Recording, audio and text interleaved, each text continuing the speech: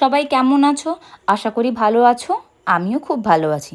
তো আজ ছিল শ্রাবণ মাসের দ্বিতীয় সোমবার। সকালবেলায় স্নান করে গেলাম ঠাকুর ঘরে। প্রথমে শিব ঠাকুরকে ঘি মাখিয়ে তারপরে মধু দিয়ে গঙ্গা জল অর্পিত করলাম।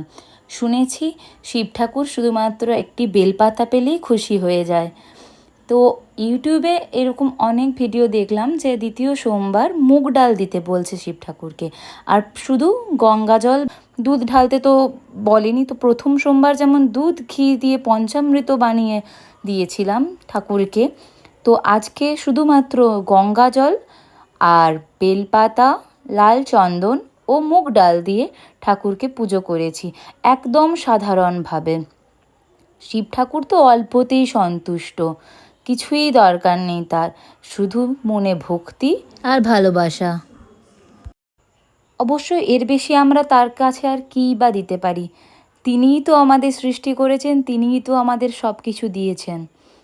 আমাদের সৃষ্টিকর্তাকে আমরা ভক্তি আর ভালোবাসা ছাড়া কী বা আমাদের কাছে দেওয়ার থাকে? এরপর ভগবানকে ধূপ দেখিয়ে আরতি করে তারপর ভক্তি ভরে প্রণাম জানিয়ে 108 বার ওম নমঃ শিবায় জপ করেছি আর মহাদেবের 108টি নাম পাঠ করেছি। এই সোশ্যাল মিডিয়ার যুগে তুমি যদি ভালোটা দেখে ইনফ্লুয়েন্স হও, তাহলে তোমার থেকে ভালো আর কেউ হতে পারবে না।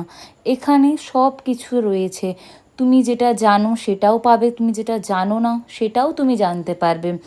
আর সব সময় ভালো জিনিসটা জানার চেষ্টা করো। আমি যেমন পুজো পাঠে প্রচণ্ড পরিমাণে বিশ্বাসী, তো আমি যেটা ছোটোবেলা থেকে জানতাম তার থেকেও এখন অনেক বেশি কিছু জানতে পারি এই সোশ্যাল মিডিয়ার যুগে। ইউটিউবে, ইনস্টাগ্রামে, ফেসবুকে এরকম অনেক অ্যাস্ট্রোলজার রয়েছে যারা খুব ভালো ভালো উপদেশ দিয়ে থাকেন। তো তাদের দেখে আমি আরও ইনফ্লুয়েসড হই। আজকের ভিডিও এই অবধি।